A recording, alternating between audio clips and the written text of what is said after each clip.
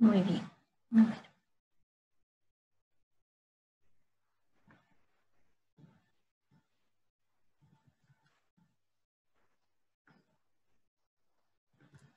Bueno, entonces, hoy vamos a comenzar la clase de coordinación nerviosa y el ejercicio. Básicamente vamos a hablar sobre el tema del sistema nervioso y, bueno, vamos a empezar.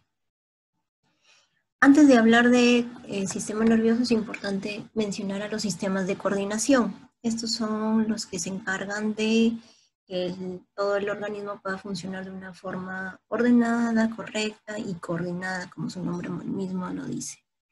Además va a permitir que se integre la información tanto del medio interno, de cómo se encuentra el organismo por dentro en ese momento, por ejemplo, si hay fiebre, si hay dolor de alguna zona, y también a nivel externo, ¿no? Por ejemplo, para ver si hay algún estímulo exterior, olor, sabor, la vista, a través de los sentidos, ¿no?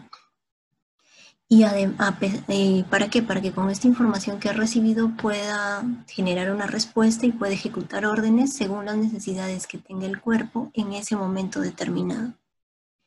En este aspecto es importante decir que no solo forma parte del sistema nervioso, sino también el sistema endocrino. Hoy vamos a centrarnos en el sistema nervioso. El funcionamiento del sistema nervioso requiere una serie de acontecimientos y de eventos ordenados para poder tener una respuesta. Entonces, acá vemos que es importante primero recibir la información del exterior o del interior, ¿no? Tener un estímulo que permita ser reconocido y esta información ser llevada hacia algún centro, en este caso sería el cerebro. Entonces, ¿quién se va a encargar de esto? Son las vías aferentes o las vías sensitivas, que son las vías de entrada. Luego se va a llegar a un centro que va a permitir integrar la información y que es jerarquizado. ¿Por qué? Porque no solo implica una célula, sino unas estructuras que son mucho más complejas, para que luego, en base a esta información que ha sido reconocida y que ha sido integrada, se pueda generar una respuesta. Y esto básicamente se refiere al control motor, o sea, el control de los músculos. Quienes van a ejecutar y van a enviar esta información van a ser las vías eferentes o las vías motoras. Entonces acá tenemos un ejemplo que nos va a permitir detallar la información. Por ejemplo, tenemos acá que a través de la vista recibe un estímulo, ¿no? Que sería en este caso, está viendo una pelota, ¿no?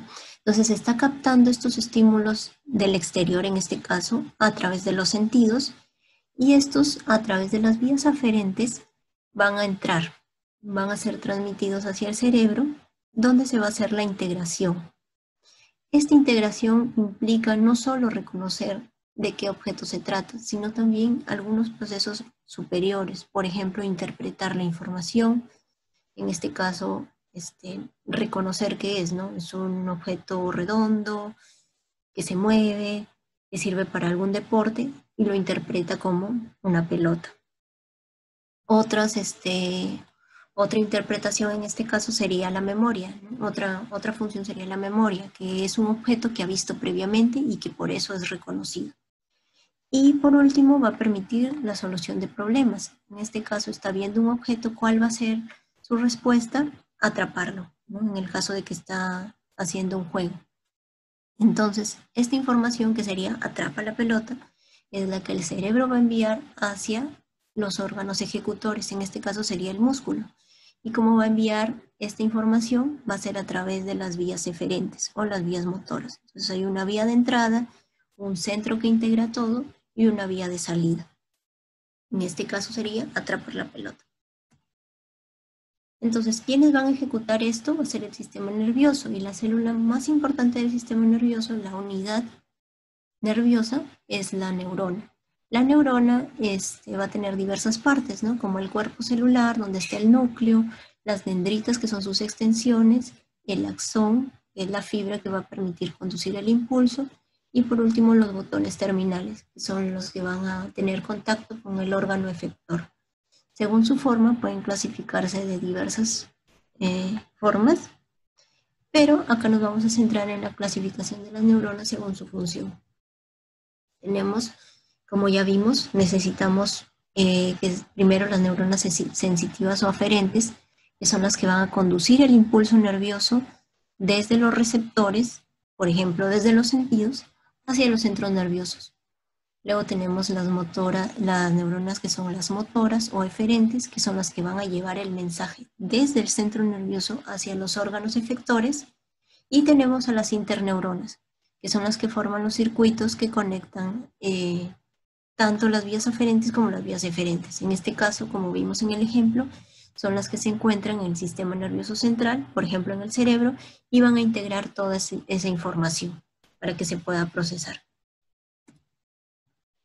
Pero no solo forman parte de las neuronas, también es importante mencionar a las células de apoyo, en este caso son las neuroglias.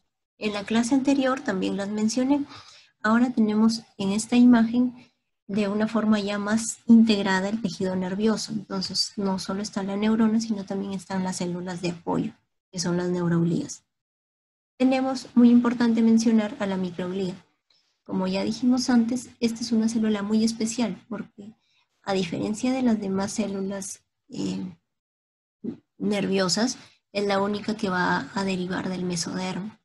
Y su función principalmente va a ser fagocitar las sustancias que ya no sirvan, es decir, limpiar en caso de que haya algún residuo para que la función de la neurona pueda ser la adecuada.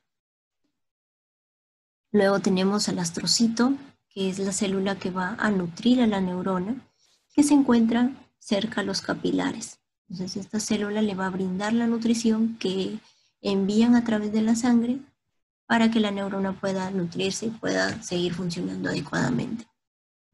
Luego tenemos a las células ependimarias. Como ya vimos también anteriormente, son células epiteliales y que van a cumplir un rol muy importante al momento de la producción de líquido cefalorraquídeo, que ya lo vamos a ver luego.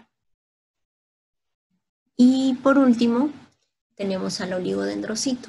Como dijimos, a nivel del sistema nervioso central, ¿quién se va a encargar de producir la mielina, que es la que va a recubrir a los axones? Es el oligodendrocito. Mientras que en el sistema nervioso periférico, quien se va a encargar va a ser las células de Schwann. Ambos cumplen funciones muy importantes porque, como ya dijimos, la mielina es importante para la conducción del impulso nervioso.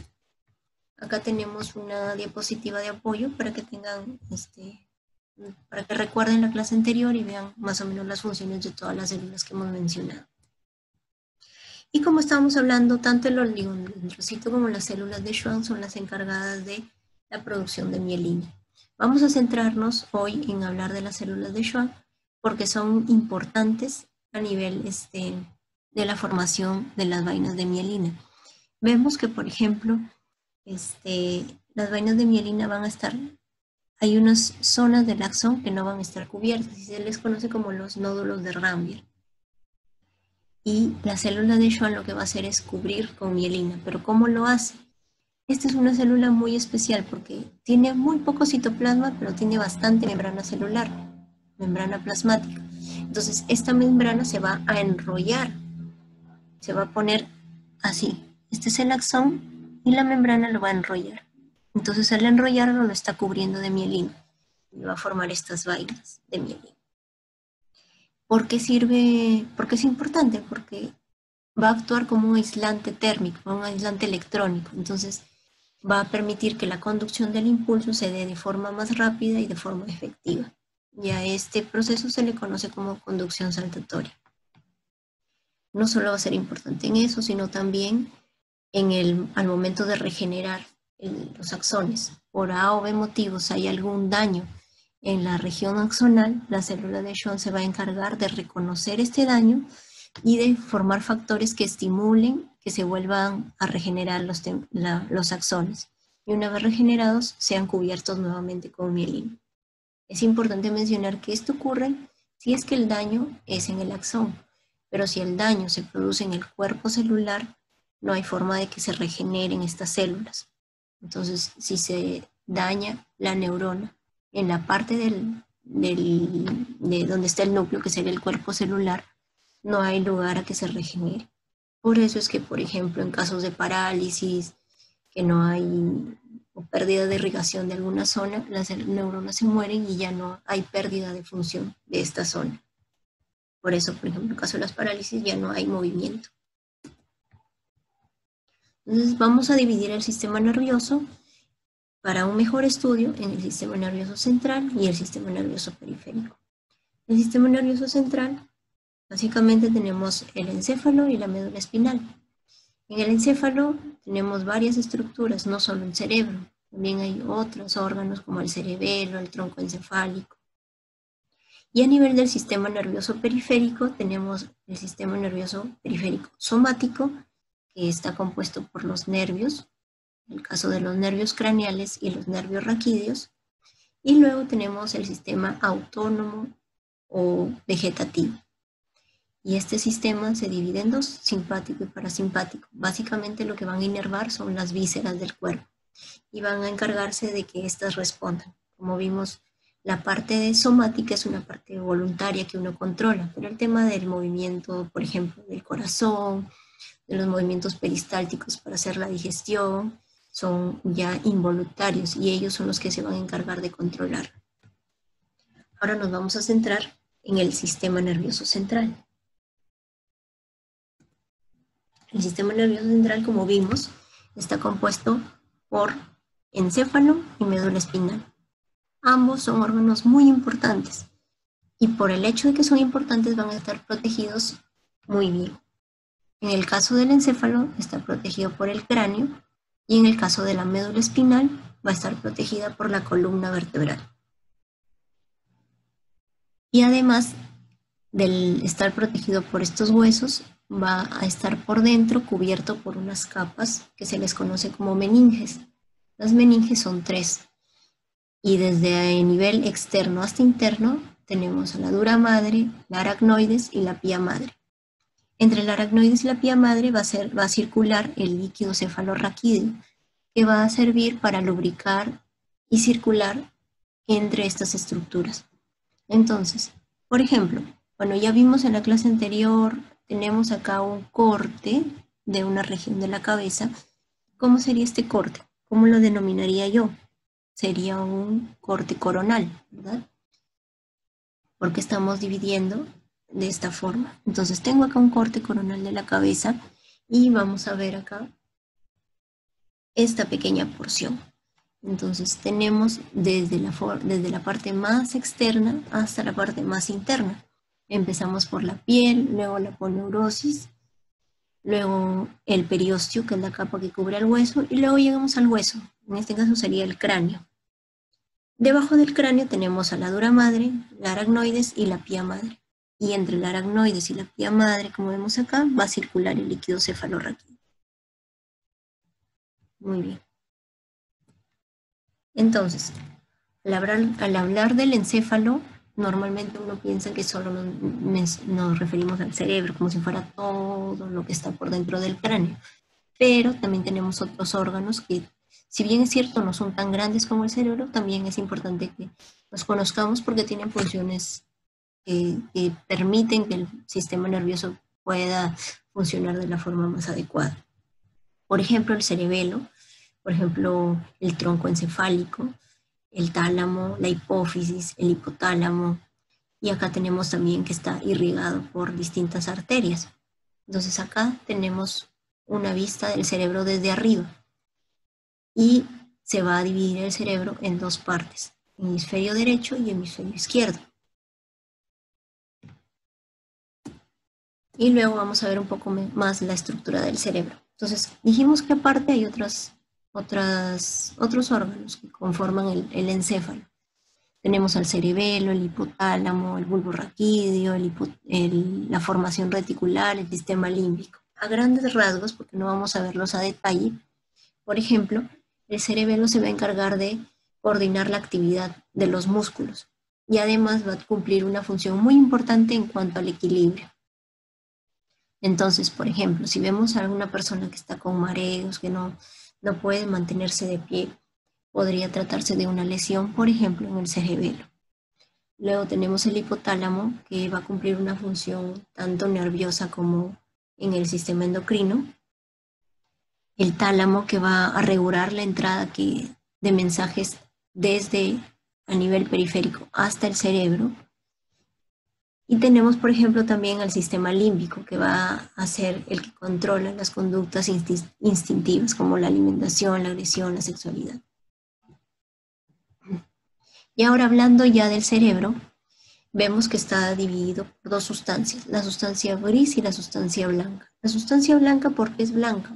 Porque está formado por axones con mielina. Entonces, esta mielina es la que le va a dar la característica del color blanco. Y es la parte interna del cerebro. Y luego en la parte externa, que sería la corteza, o sea, la parte de afuera, es la sustancia gris porque está formada principalmente por los cuerpos neuronales, que no tienen mielina. Luego, el cerebro tiene varios repliegues en la corteza, como vemos acá, ¿no? Como estos pliegues, como que está ahí, que van a formar las cisuras o surcos. Estas cisuras o surcos van a permitir dividir al cerebro en lóbulos. Tenemos, por ejemplo, el lóbulo frontal, el lóbulo temporal, el lóbulo parietal y el lóbulo occipital.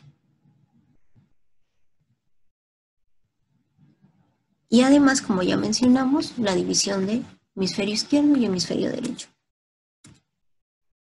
Estos dos hemisferios van a estar conectados por fibras que son de sustancia blanca y que se le conoce como cuerpo calloso.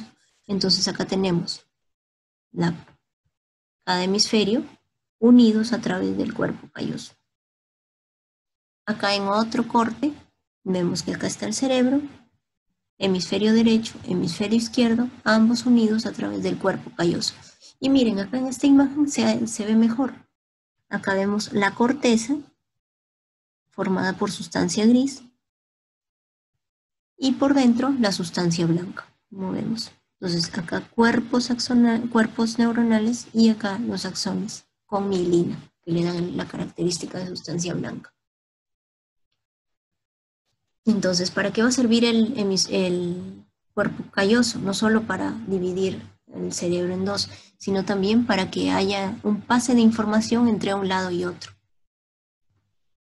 Por ejemplo, el lado derecho del cuerpo está controlado por el lado izquierdo del cerebro. Entonces, las fibras que vienen del lado derecho van a llegar hacia el hemisferio izquierdo a través del cuerpo calloso. Por eso es muy importante.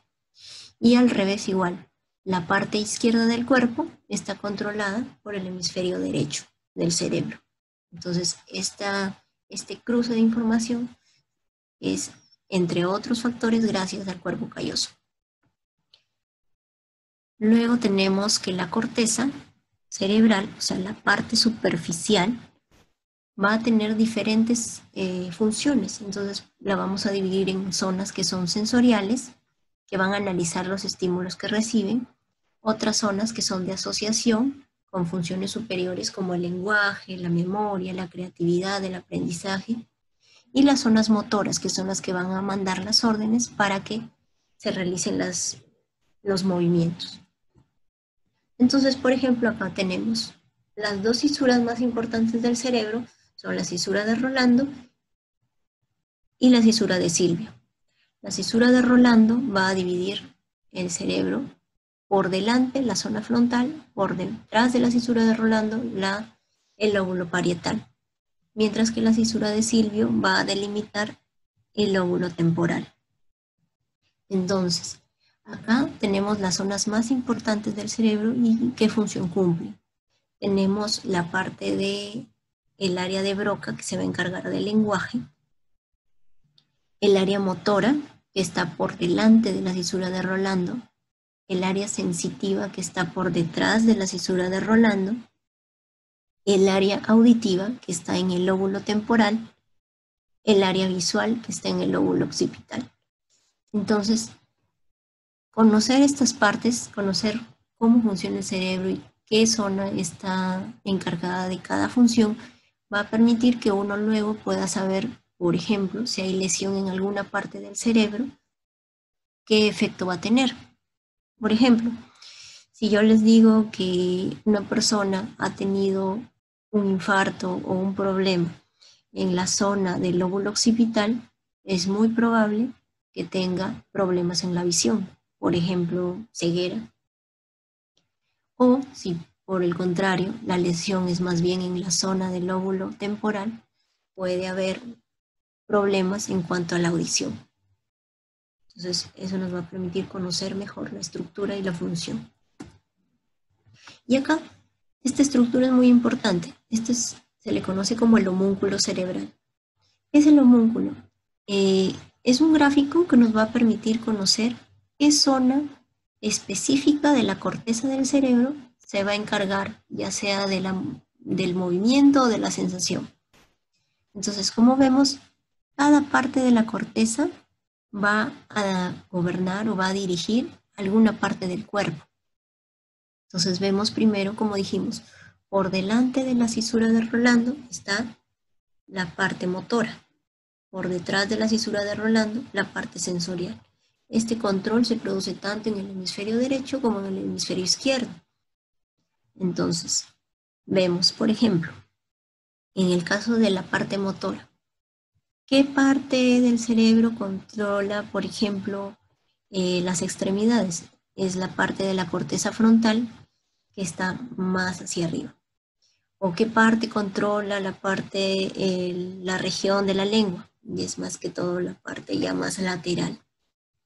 Entonces, este dibujo nos permite conocer la parte que controla cada región del cerebro, tanto a nivel derecho como izquierdo, igual en la parte sensitiva, ¿no? ¿Quién recibe la información, por ejemplo, de que he tenido un golpe en la pierna? Acá lo podemos encontrar, ¿no?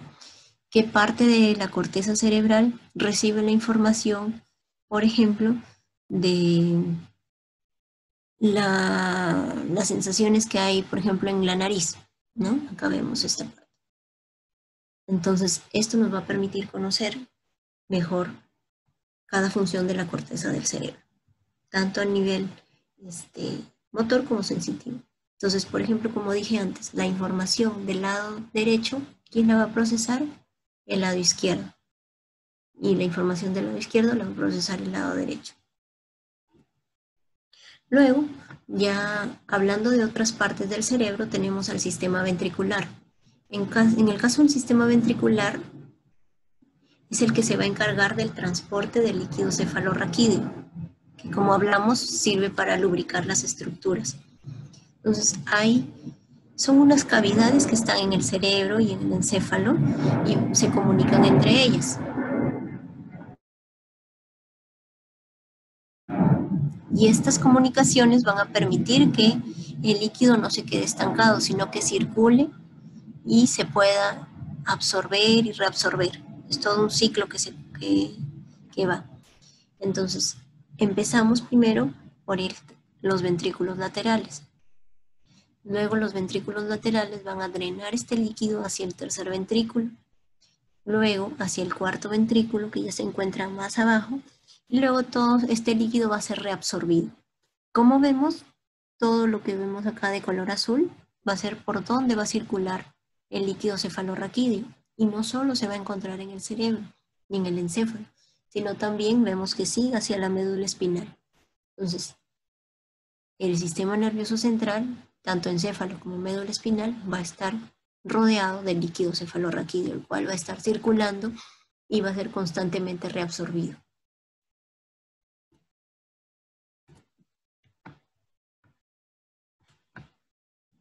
Luego tenemos otras estructuras que son más pequeñas, pero que también son importantes. Tenemos el diencéfalo, que está formado tanto por el tálamo como por el hipotálamo. ¿Dónde se encuentra? Debajo de los ventrículos laterales. Como lo hemos visto acá, ventrículos laterales, y entre los ventrículos laterales y el tercer ventrículo se va a encontrar el diencéfalo. Tenemos al tálamo, que es la parte más grande, y va a servir para integrar la sensibilidad.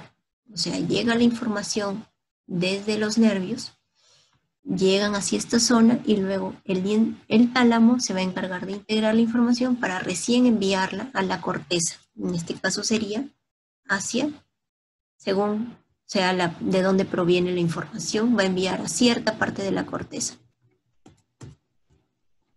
Luego tenemos el hipotálamo, que está por debajo del tercer ventrículo, y lo que va a servir es para integrar la información tanto endocrino como del sistema nervioso autónomo. Como vimos, el sistema nervioso autónomo era el que se encargaba de la inervación visceral. Entonces, el hipotálamo va a gobernar esta parte visceral que es involuntaria. Y además permite controlar la sed, el apetito, la saciedad y la temperatura. Entonces, cuando hay, por ejemplo, ¿por qué se produce la fiebre? Es por una respuesta del hipotálamo ante alguna infección. Luego, también tiene una función endocrina, que va a permitir elaborar hormonas. Como dijimos que es una glándula endocrina, es toda aquella que va a secretar hormonas, que son sustancias, van a ir directamente hacia la sangre. ¿Y qué hormonas va a secretar el hipotálamo? Son la antidiurética y la oxitocina. Eso lo vamos a ver ya en otra unidad con más detalle. Luego tenemos al cerebelo, que está en la parte ya más debajo, la parte más inferior del encéfalo. Está debajo del cerebro y por detrás del tronco encefálico. Está cubierto por un repliegue de dura madre, que es una de las capas de las meninges, que se va a llamar como la tienda del cerebelo. Acá no se ve, pero es como un techito que le forma la meninge, que lo va a dividir muy bien del cerebro. Más o menos mide de 9 centímetros por 6 por 6 y pesa unos 150 gramos. La consistencia es muy similar a la que tiene el cerebro. Y acá vemos cómo está formado. Tiene una parte central o media, que es el vérmix, y 2 hemisferios. Así como el cerebro tiene sus hemisferios, el cerebelo también tiene sus hemisferios. Y ¿cómo se fija hacia el resto del encéfalo? Bueno, está unido al tronco cerebral mediante unos pedúnculos. Luego tenemos otra estructura muy importante también, que es el tronco encefálico. El tronco encefálico se le conoce también como tallo o como tronco cerebral. ¿Para qué sirve? Para comunicar a la médula espinal, que viene desde abajo, con el cerebro hacia arriba o con el cerebelo. Entonces acá vemos el tronco encefálico, que va a tener varias partes: el cerebro medio o mesencéfalo, el puente o protuberancia y el bulbo raquídeo. Luego empezamos a ver al bulbo raquídeo, que es la parte más inferior. Tenemos el tronco, cuya parte más inferior es el bulbo raquídeo, y por debajo del bulbo raquídeo va a continuar ya lo que sería la médula espinal. Entonces es el que va a tener esta unión. A veces se le conoce también como médula oblongada, es lo mismo. Es muy pequeño, mide 3 por 1.7 por 1.3 y tiene un peso de 6 a 7 gramos. ¿Y de qué se va a encargar? ¿Cuál es su función más importante? Bueno, de aquí, de esta zona, se van a originar los pares craneales. En este caso sería el par 7, el par 8, el 9, el 10, el 11 y el 12, que son los últimos. Además, es muy importante porque aquí se regula la respiración, la deglución y otras funciones como las náuseas y los vómitos. Además, el cardiorregulador, se va a regular el tema de la circulación. Y además también encontramos que aquí va a ser parte del sistema reticular ascendente, conocido como SARA. ¿Y para qué sirve? Para el control del sueño, la vigilia y la atención. Por eso es muy importante. Luego tenemos más arriba la protuberancia o puente. Esta es la parte media del tronco cerebral. Está delante del cerebelo, por debajo del mesencéfalo y por encima del bulbo raquídeo. Y aquí, de acá, de esta zona, van a partir los nervios, que son los pares craneales. En este caso sería el par 5, el par 6, la parte motora del par 7, el par 8 y el par 9. Ya luego vamos a ver un poquito mejor el tema de los pares craneales, para que puedan entenderlo mejor. Pero es importante saber que de aquí, del tronco encefálico, van a nacer. Y luego tenemos la parte más superior del tronco encefálico, que sería el mesencéfalo, o cerebro medio, como algunos lo conocen. Y va a conectar el tronco con el cerebelo y con los hemisferios, porque es el que está más arriba de los demás. Entonces va a tener una función muy importante en la coordinación motora y además en la parte auditiva y visual. Bueno, ahora vamos a hablar de los pares craneales. Si bien es cierto, los pares craneales son nervios, pertenecerían ya al sistema nervioso periférico, pero como hemos visto, estas partes del sistema nervioso central, como el tronco encefálico y las partes más inferiores, están sumamente relacionados a los pares craneales. Así que es importante mencionarlos también en esta clase. Entonces, vemos, esto es como si estuviéramos viendo el cerebro desde abajo. Nosotros estamos en la parte de abajo y vemos el cerebro. Entonces, desde acá van a nacer los distintos pares craneales. Si identificamos las estructuras a grandes rasgos, tenemos acá los hemisferios cerebrales, vemos acá el lóbulo temporal, ¿no? Como lo habíamos visto antes. Luego, esta parte de acá sería el cerebelo y toda esta parte de acá sería el tronco encefálico. El tronco compuesto por bulbo raquídeo, protuberancia o el puente y el mesencéfalo que estaría más arriba. Entonces, de cada parte del tronco van a salir los distintos pares craneales. Empezamos por el par 1, que sería el nervio olfatorio, que se va a encargar de recepcionar todos los impulsos en cuanto a los olores. Luego el par 2, que sería el nervio óptico, que va a transmitir todos los estímulos visuales. Entonces, quien se va a encargar de llevar toda la información visual va a ser el nervio óptico, o el par 2. Luego tenemos el par 3. Tenemos el oculomotor, que también va a estar muy relacionado al par 4 y al par 6, que su función básicamente va a ser controlar los movimientos de los ojos. Si nosotros movemos hacia arriba, hacia abajo, hacia los costados, movimientos oblicuos, todos los movimientos del ojo van a estar gobernados por estos tres pares. Entonces, vemos, par 1 y par 2 llevan más bien los impulsos. Par 3, el par 4 y el par 6 se van a dedicar más bien a ejecutar movimientos. Entonces son nervios más motores, a diferencia de los dos primeros que son sensitivos. Luego tenemos el par 5, que es el trigémino. El trigémino se va a encargar de captar la sensación de la cara. Tiene una parte motora y una parte sensorial. La parte sensorial es la que va a llevar la sensibilidad de la cara. Vemos que se divide en 1, 2 y 3 partes. Mientras que su rama motora, lo que se va a encargar es de mover los músculos de la masticación. Luego tenemos el par 6, que ya lo vimos acá, forma parte del movimiento ocular. Luego tenemos el par 7, que se va a encargar de los movimientos de los músculos de la cara.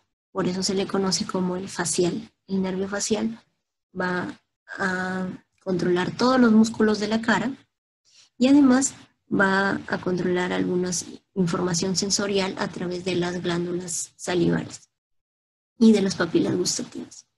Luego tenemos el par 8, que se va a encargar básicamente de la información del oído, del sonido y también del equilibrio. Entonces el par 8 solo se dedica a la parte de oído y entonces es un nervio más sensitivo porque está llevando información del oído hacia el sistema nervioso central.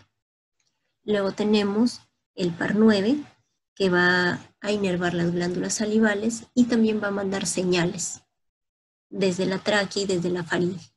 Luego el par 10, que se le conoce como vago. Este nervio va a ser el único que no va a estar solamente inervando regiones de la cara, sino que este nervio va a llegar hacia diversos músculos, tanto de tórax como de abdomen. Este nervio lo vamos a conocer mejor ya cuando veamos el tema del sistema nervioso simpático y parasimpático. Luego tenemos el par 11, que es netamente motor, se dedica a los movimientos de los músculos del cuello y es importante también porque controla los músculos de la deglución. Y por último tenemos al par 12, que es el hipogloso, que va a controlar los músculos de la lengua. Entonces vemos algunos nervios que se dedican solamente a una función sensitiva, como es el caso del 1, del 2, del 8, mientras que hay otros que son mixtos, tienen función tanto sensitiva como función motora, como en el caso del quinto nervio, el quinto par, del 7, que es el facial, del 9 también.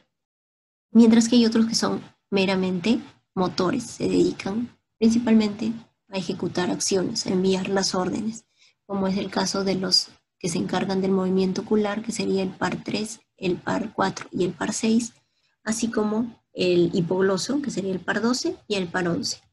Entonces, importante conocer de dónde salen, en este caso sería del tronco, algunos del bulbo, algunos de la protuberancia, algunos del mesencéfalo, y cuáles son las funciones de cada uno de ellos y distinguirlos si tienen una función motora, si tienen una función sensitiva o si realizan ambas.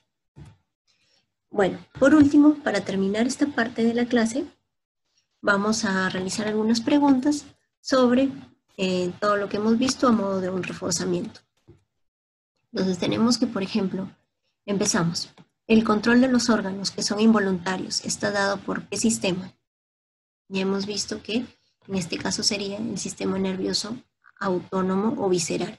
¿Por qué? Porque se encarga de todo lo que es involuntario, de lo que uno conscientemente no controla. Por ejemplo, los latidos del corazón, por ejemplo, la presión arterial, por ejemplo, los movimientos en la digestión.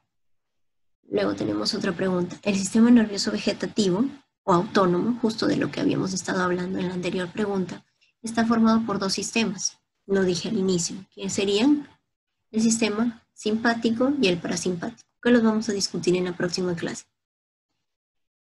Siguiente pregunta. El sistema nervioso central está conformado por, como ya dijimos, lo hemos repetido hoy en todo momento, por dos estructuras muy importantes que serían el encéfalo y la médula espinal.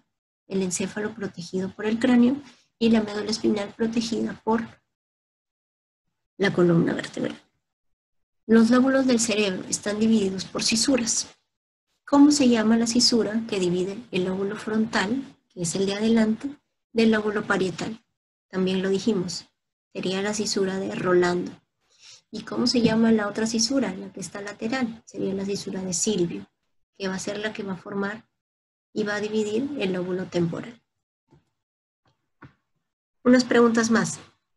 El encéfalo está conformado por las siguientes estructuras, excepto ¿cuál no forma parte del encéfalo?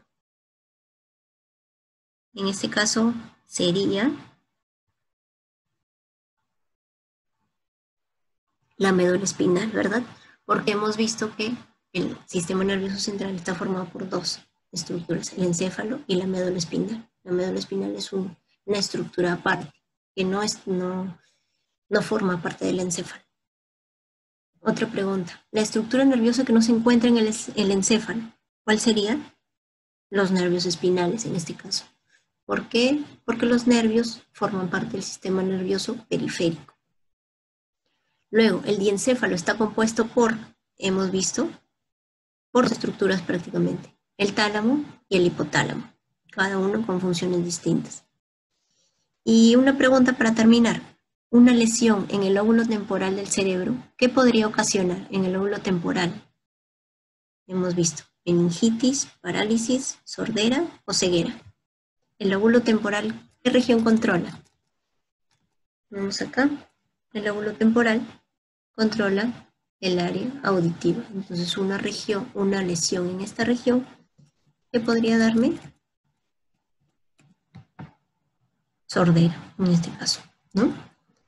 Muy bien, chicos.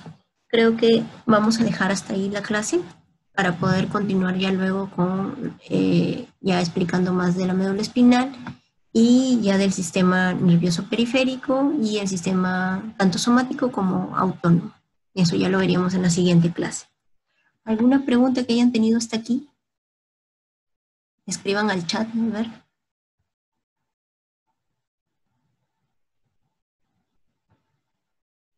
¿Alguna pregunta que tengan? El tema es bastante, tiene mucha información, entonces por eso vamos a dividirlo en partes para que pueda hacerse más manejable, ¿ok? Entonces, bueno, si no hay preguntas, nos vemos la próxima clase, igual martes a la misma hora, para continuar con el tema del sistema nervioso y ya luego poder pasar a otros temas. ¿Ok? Listo.